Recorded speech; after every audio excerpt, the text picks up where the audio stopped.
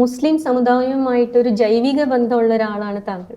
പക്ഷേ ഈ അടിയായിട്ട് ഈ BJP-യുമായിട്ട് കൂടുതൽ അടുക്കുന്നു, പോലീസിൽ സംഘീവൽക്കരണം നടക്കുന്നു എന്നുള്ള നെറേറ്റീവൊക്കെ മുസ്ലിം സമുദായത്തിനിടയിൽ കുറച്ചു പേർക്കിടയിലെങ്കിലും അതങ്ങനെ ഒരു വിശ്വാസം വന്നിട്ടുണ്ട്. ഇതൊരു വലിയ പ്രതിസന്ധിയാണ് പാർട്ടിയെ സംബന്ധിച്ചിടത്തോളം. അതിനെ എങ്ങനെയാണ് മറികടക്കാൻ ഉദ്ദേശിക്കുന്നത്? പാർട്ടിക്ക് വലിയ പ്രതിസന്ധി ഒന്നും അതുകൊണ്ടുണ്ടാവില്ല. ഇതൊക്കെ ചില പ്രചരണങ്ങൾ മാത്രമാണ്. വിശ്വസിക്കുന്ന ഒരുപാട് പേരില്ലേ? അല്ല, ഞാൻ പറയാം, യഥാർത്ഥത്തിൽ സംഭവിക്കുന്നത് നമ്മുടെ കേരളത്തിൽ ജമാഅത്തെ ഇസ്ലാമിയുടെ ഇടപെടലാണ് ആദ്യമേ തൊട്ടുണ്ടാകുന്നത്. കേരളത്തിൽ ആദ്യഘട്ടത്തിൽ ന്യൂനപക്ഷ വിഭാഗങ്ങൾ വല്ലാത്ത ഒരു വിപ്രതിപത്തി ഞങ്ങളോട് കാണിക്കുന്ന നിലയുണ്ടായിരുന്നു. ഇപ്പോഴല്ല ഞാൻ പറയുന്നത്, കുറച്ച് കാലം മുമ്പ്. അതിൻ്റെ ആ കാര്യത്തിൽ പിന്നീട് വലിയ മാറ്റം വന്ന് ഞങ്ങളുമായിട്ട് നല്ല ബന്ധത്തിലാകുന്ന സ്ഥിതി പൊതുവിൽ വന്നു.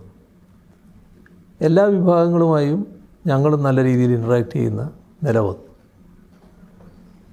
അതിൻ്റെ അപകടം എന്ന് ഞാൻ പറയുന്നത് അതിൻ്റെ യഥാർത്ഥ അർത്ഥത്തിലല്ല. ആദ്യം മനസ്സിലാക്കുന്നത് ജമാഅത്തെ ഇസ്ലാമിയാണ്. അങ്ങനെ ജമാഅത്തെ ഇസ്ലാമിയാണ് ഈ അവസ്ഥ മാറ്റിയെടുക്കുന്നതിന് വേണ്ടി അന്നൊരു ശ്രമം ആരംഭിക്കുന്നത്. ജമാഅത്തെ ഇസ്ലാമി കഠിനമായ CPIM വിരുദ്ധ നിലപാട് സ്വീകരിച്ചുകൊണ്ട് രംഗത്ത് വന്നു. അവരുടെ നിലപാട് ഞങ്ങളും തുറന്നു കാണിച്ചു. അവരെ ഞങ്ങളും തുറന്നു കാണിക്കുന്ന നില നല്ലതുപോലെ സ്വീകരിക്കുന്ന നിലയുണ്ടായി. അത് മുസ്ലിം വിഭാഗത്തിൽ വലിയ തോതിൽ സ്വാധീനമൊന്നും ചെലുത്തിയില്ല. പക്ഷേ അവർ ഇത് കണ്ടുകൊണ്ടുള്ള ഇടപെടലുകൾ നടത്തിക്കൊണ്ടിരിക്കുകയായിരുന്നു. അത് സ്വാധീനം ചെലുത്തിയില്ല എന്ന് കണ്ടപ്പോൾ പിന്നീട് അവർ നേരത്തെ സ്വീകരിച്ചിരുന്ന നില ചില സ്ഥാനാർത്ഥികളെ നോക്കി പിന്തുണ കൊടുക്കും എന്നൊക്കെ പറഞ്ഞിട്ടുള്ളൊരു നിലപാടായിരുന്നു. പിന്നെ അവർ രാഷ്ട്രീയ പാർട്ടിയൊക്കെ പൊതുവിൽ പ്രഖ്യാപിക്കുന്ന നില വന്നല്ലോ. സ്ഥാനാർത്ഥികളെ നോക്കി പിന്തുണ പ്രഖ്യാപിക്കുന്ന ഒരു നില നിങ്ങൾക്ക് ഓർമ്മയുണ്ടാകും. പൊന്നാനിയിൽ ഒരു തവണ നമ്മുടെ MP ഗംഗാധരനും TK ഹംസയും മത്സരിച്ചു. ആ തെരഞ്ഞെടുപ്പിൽ MP ഗംഗാധരനായിരുന്നു ഇവരുടെ ജമാഅത്തെ ഇസ്ലാമിയുടെ പിന്തുണ. അതാണ് അവരുടെ രീതി. അങ്ങനെ ഒരു നിലയാണ് അവർ ആ കാലത്തൊക്കെ സ്വീകരിച്ചിരുന്നത്. ഇത് ജമാഅത്തെ ഇസ്ലാമിയെ പൊതുവിൽ മുസ്ലിം സമൂഹം വലിയ തോതിൽ സ്വീകരിക്കുന്ന നിലയില്ല. മുസ്ലിം സമൂഹത്തിലെ ഏറ്റവും പ്രധാനപ്പെട്ട വിഭാഗം സുന്നി വിഭാഗമാണ്. ആ സുന്നി വിഭാഗത്തിൽ ഇവരെക്കുറിച്ച് ഒരു തരത്തിലുള്ള യോജിപ്പുമില്ലാത്ത നിലയാണ്. കാരണം ഇവർ അത്തരമൊരു നിലപാട് സ്വീകരിക്കുന്നവരാണ്. ജനാധിപത്യ പ്രക്രിയയിലല്ല അവർ നിൽക്കുന്നത്. ജനാധിപത്യ പ്രക്രിയ അനുസരിച്ച് കാര്യങ്ങൾ നീക്കുന്നതിനാണ് സുന്നി വിഭാഗം നിൽക്കുന്നത്.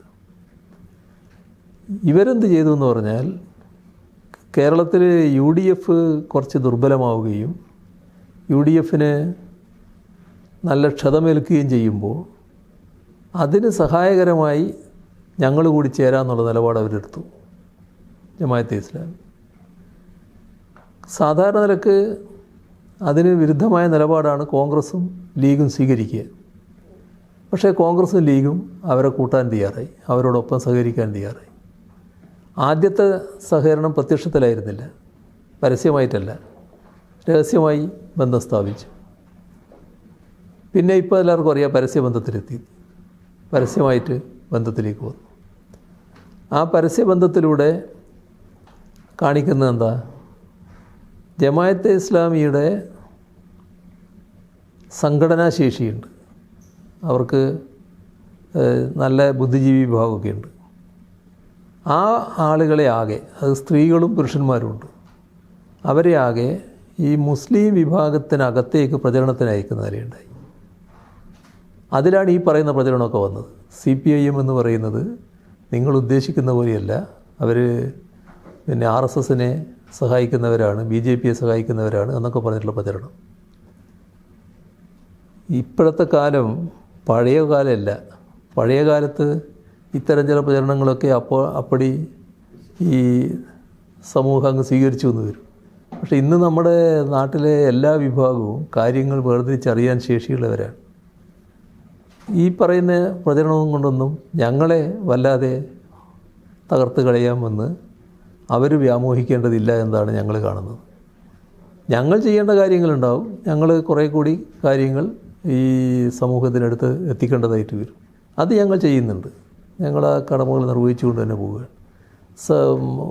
മുസ്ലിം വിഭാഗത്തെ ന്യൂനപക്ഷം എന്ന നിലക്കെടുത്താൽ ആ ന്യൂനപക്ഷ താല്പര്യത്തോടൊപ്പം എല്ലാ ഘട്ടത്തിലും നിന്നിട്ടുള്ളത് CPIM ആണെന്ന് അവർ കാണുന്നത് തന്നെയുണ്ട്. മാത്രമല്ല RSSുമായി ഞങ്ങൾ സഹകരിക്കുന്നു എന്ന് പറയുമ്പോൾ RSSൻ്റെ കൊലക്കത്തിക്കരിയായി ഏറ്റവും കൂടുതൽ രക്തസാക്ഷികൾ കേരളത്തിലാണ് ഉണ്ടായിട്ടുള്ളതെന്ന് എല്ലാവർക്കും അറിയാം. അതിപ്പോഴും അതേ രീതിയിൽ തന്നെ നീങ്ങിക്കൊണ്ടിരിക്കുന്നൊരു പ്രസ്ഥാനമാണ് CPIM. അതൊന്നും ഞങ്ങൾ യേശില്ല എന്ന് തന്നെയാണ് ഞങ്ങൾ കാണുന്നത്. ഈ ഒരേ സമയം RSSന്റെയും ജമാഅത്ത് ഇസ്ലാമിയുടെയും ഏറ്റവും വലിയ ശത്രു പിണറായി വിജയനാണ്. അതെങ്ങനെ സാധിക്കുന്നു? അത് മതനിരപേക്ഷതയുടെ വക്താവായതുകൊണ്ട് മാത്രമാണ്. മതനിരപേക്ഷതയുടെ വക്താവായാൽ നിങ്ങൾ വർഗീയതയുടെ എതിരാളിയായിട്ട് മാറും. ആ വർഗീയത ഏത് വർഗീയതയാകാം, അതാണ് അതിൻ്റെ അവസ്ഥ. അത്രയേ കണ്ടുള്ളൂ. ന്യൂനപക്ഷങ്ങളുടെ കാര്യം പറഞ്ഞപ്പോൾ ഈ മുസ്ലിം വിഭാഗം പറഞ്ഞു, അതേപോലെ ക്രിസ്ത്യൻ വിഭാഗത്തിനിടയ്ക്ക് മുൻപ് ക്രിസ്ത്യൻ വിഭാഗം ആദ്യം UDFനോടൊപ്പം ഉണ്ടായിരുന്നു, കുറച്ചൊക്കെ LDFിലേക്ക് വരികയും ചെയ്തു. പക്ഷേ ഇപ്പോൾ ഒരു N മാസമായിട്ട് BJPയിലേക്ക് ആകൃഷ്ടരാകുന്ന ഒരു സ്ഥിതിവിശേഷമുണ്ട്. അങ്ങനെ ഒരു കാര്യം ഇതെന്തുകൊണ്ടാണ്, അല്ലെങ്കിൽ അതിനെ എങ്ങനെയാണ് തടയിടേണ്ടതെന്ന് ആ ആപത്ത് ശരിയായ രീതിയിൽ തിരിച്ചറിയാൻ ന്യൂനപക്ഷ വിഭാഗമെന്ന നിലക്ക് ക്രിസ്ത്യൻ ന്യൂനപക്ഷത്തിന് കഴിയേണ്ടതായിട്ടുണ്ട്. നമ്മുടെ നാട്ടിൽ സംഭവിക്കുന്നതും രാജ്യത്ത് സംഭവിക്കുന്നതും അറിയാത്തവരോ മനസ്സിലാക്കാത്തവരോ അല്ല ക്രൈസ്തവ വിഭാഗം. പക്ഷേ വർഗീയത ഏത് വഴിയും സ്വീകരിക്കും. അതിലൊരു വഴിയാണ് ഈ ക്രൈസ്തവ വിഭാഗത്തിലെ ഒരു കൂട്ടരെ സ്വാധീനിച്ചുകൊണ്ട് ഒരു പ്രത്യേക വർഗീയ നിലപാട് സ്വീകരിച്ചുകൊണ്ട് നീങ്ങുക എന്നുള്ളത്. വർഗീയതയുടെ പല രൂപങ്ങളുണ്ട്. ആ രൂപത്തിൽ ഒന്ന് ഇപ്പോൾ ക്രൈസ്തവ വിഭാഗത്തിൽ RSS സ്വാധീനത്തോടെ നടന്നുകൊണ്ടിരിക്കുന്നുണ്ട്. ഒരു പ്രത്യേക സംഘടനാ രൂപവും ഇപ്പോൾ നടക്കുന്നുണ്ട്. യഥാർത്ഥത്തിൽ രാജ്യത്തിൻ്റെ പ്രത്യേകത വെച്ചാൽ ന്യൂനപക്ഷങ്ങൾക്കെതിരെയുള്ള വലിയ വേട്ട നടക്കുമ്പോൾ ന്യൂനപക്ഷങ്ങൾ ഒന്നിച്ചു നിൽക്കേണ്ട ഘട്ടമാണ്, അല്ലെങ്കിൽ മതനിരപേക്ഷതയുടെ ഭാഗമായുള്ളവരെല്ലാം ഒന്നിച്ചു നിൽക്കേണ്ട ഘട്ടമാണ്. പക്ഷേ ഇവിടെ ന്യൂനപക്ഷങ്ങളെ തമ്മിൽ ഭിന്നിപ്പിക്കാനുള്ള വലിയ ശ്രമം നടക്കുന്നുണ്ട്. അതിൻ്റെ ഒരു ഭാഗത്ത് ഈ ക്രൈസ്തവ വിഭാഗത്തിൽപ്പെട്ട ഒരു വിഭാഗത്തെ ഉപയോഗിക്കാൻ RSS ശ്രമിക്കുന്നുണ്ട്. അതിൻ്റേതായ വലിയ പ്രചരണവും കേരളത്തിൽ നടക്കുന്നുണ്ട്. എല്ലാ സഹായവും അവർക്ക് ലഭ്യമാകുന്നുണ്ട് എന്നാണ് തോന്നുന്നത്. അത് തിരിച്ചറിയാൻ നമ്മുടെ ക്രൈസ്തവ മേധാവികൾക്ക് സാധിക്കേണ്ടതായിട്ടുണ്ട്. അവർ തിരിച്ചറിയുന്നില്ല എന്നല്ല ഞാൻ പറയുന്നത്, പക്ഷേ ആ ആപത്ത് ശരിയായ രീതിയിൽ തിരിച്ചറിയാൻ പറ്റണം. ഇവിടെ നമുക്ക് ആവശ്യം മതനിരപേക്ഷത കൃത്യമായി സംരക്ഷിച്ചു പോകലാണ്. മതനിരപേക്ഷത സംരക്ഷിക്കണമെങ്കിൽ വർഗീയതയോട് വിട്ടുവീഴ്ചയില്ലാത്ത നിലപാട് സ്വീകരിക്കാനാവണം. എല്ലാ വർഗീയതയെയും തള്ളിപ്പറയാനാവണം. ഒരു വർഗീയതയുടെയും ഭാഗമായി മാറരുത്. നിർഭാഗ്യവശാൽ ഇത്തരമൊരു വർഗീയ സ്വാധീനം ഒരു വലിയ വിഭാഗമൊന്നും അതിലില്ല, വളരെ ചെറിയ വിഭാഗമാണ്. ആ വളരെ ചെറിയൊരു വിഭാഗത്തിൽ വന്നിട്ടുണ്ട് എന്നുള്ളത് കാണേണ്ടതായിട്ടുണ്ട്. ചില ബിഷപ്പുമാരും അതിനെ അറിഞ്ഞോ അറിയാതെയോ സപ്പോർട്ട് ചെയ്യുകയും ചെയ്യുന്നുണ്ട്. വളരെ ഒറ്റപ്പെട്ടതാണത്. വളരെ കൂടുതലായിട്ടില്ല. അതിനോടൊപ്പം അതൊക്കെ ചില താല്പര്യങ്ങൾ വെച്ചുകൊണ്ടുള്ളതാണ്. ഈ RSS എന്ന് പറയുമ്പോൾ BJP ഗവൺമെൻറ് കൂടിയാണല്ലോ. അതെല്ലാം വെച്ചുകൊണ്ടുള്ള ചില താല്പര്യത്തിൻ്റെ ഭാഗമായി ചിലരുടെ പരാമർശങ്ങൾ വരുന്നതായിട്ട് കാണാം. ED ഉൾപ്പെടെയുള്ള ഏജൻസീസും. അതെ, എല്ലാവരും. ഈ 2016 കേരളത്തിൽ ഒരു BJP MLA വരുന്നത്. ആ സമയത്ത് താങ്കൾ തന്നെ പറഞ്ഞിരുന്നു, ഞങ്ങൾ ഈ അക്കൗണ്ട് പൂട്ടിക്കുമെന്ന് പറഞ്ഞ് പൂട്ടി. പക്ഷേ ഈ അക്കൗണ്ട് പൂട്ടിയെങ്കിലും വേറൊരു അക്കൗണ്ട് അവർ സ്റ്റാർട്ട് ചെയ്തു.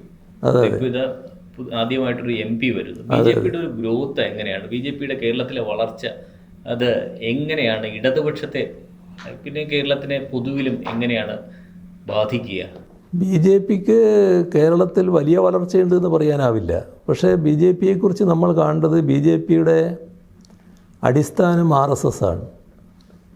ഇന്ത്യയിൽ RSSന് ഏറ്റവും നല്ല സംഘടന നേരത്തെയുള്ള സ്ഥലമാണ് കേരളം. നമ്മുടെ സംസ്ഥാനത്ത് നല്ല സംഘടനാ ശേഷിയാണ് RSS ആർജിച്ചിട്ടുള്ളത്. അതിൻ്റെ ഭാഗമായുള്ള ഇടപെടൽ അഖിലേന്ത്യാ അടിസ്ഥാനം തന്നെ അവർ നടത്തിക്കൊണ്ടിരിക്കുന്നുണ്ട്. നിങ്ങൾ രാജ്യത്തിൻ്റെ എല്ലാ ഭാഗങ്ങളിലും നോക്കിയാലും RSS പ്രചാരകരായിട്ട് പോയിട്ടുള്ള ആളുകൾ കേരളത്തിലുള്ളവരാണെന്ന് കാണാൻ പറ്റും. അപ്പോൾ കേരളത്തിലെ RSSൻ്റെ ശേഷി നമ്മൾ ചുരുക്കി കാണേണ്ടതില്ല എന്നാണ് ഞാൻ പറയുന്നത്. നല്ല ശേഷി അവർക്കുണ്ട്. പക്ഷേ അവർക്ക് അത് ആ തരത്തിൽ രാഷ്ട്രീയമായി ഇവിടെ ഉപയോഗിക്കാൻ കഴിഞ്ഞിട്ടില്ല. അതിന് കാരണം അവർ തിരിച്ചറിയുന്നുണ്ട്. അത് ഇടതുപക്ഷത്തിൻ്റെ സ്വാധീനം തന്നെയാണ്. അതുകൊണ്ടാണ് അവർ ഇടതുപക്ഷത്തിന് നേരെ നല്ലതുപോലെ ആഞ്ഞടിച്ച് നോക്കുന്നത്. ഇവിടെ അക്കൗണ്ട് തുറക്കാൻ കഴിഞ്ഞ ഘട്ടത്തിലൊക്കെ അവർ തെരഞ്ഞെടുപ്പ് രംഗത്ത് ചില പുതിയ അടവുകൾ സ്വീകരിച്ചതിൻ്റെ ഭാഗമായിട്ടാണ്. അതിൽ MLA സ്ഥാനം ലഭിക്കുന്നതിനിടയാക്കിയത് ഇവിടുത്തെ ചില ദൗർബല്യങ്ങളായിരുന്നു, ആ മേഖലയിലുണ്ടായ ദൗർബല്യങ്ങൾ. അപ്പോൾ അതിൽ കോൺഗ്രസ് വോട്ടിന് വന്ന ചോർച്ചയെല്ലാം ആ ഘട്ടത്തിൽ തന്നെ വ്യക്തമാണ്. അതേ കാര്യമാണ് തൃശ്ശൂരിലും സംഭവിച്ചത്. അവർ നല്ല വോട്ട് കോൺഗ്രസ്സിന് ചോർന്നുപോയി, അതപ്പുറത്ത് പോകുന്ന നിലയുണ്ടായി. ഇതാണ് സംഭവിക്കുന്നത്. ഈ സുരേഷ് ഗോപിയുടെ ഒരു വിജയസാധ്യത ഏതെങ്കിലും തരത്തിൽ നമ്മൾ മുൻകൂട്ടി കാണാതിരുന്ന ഒരു പ്രശ്നമുണ്ടായിരുന്നു.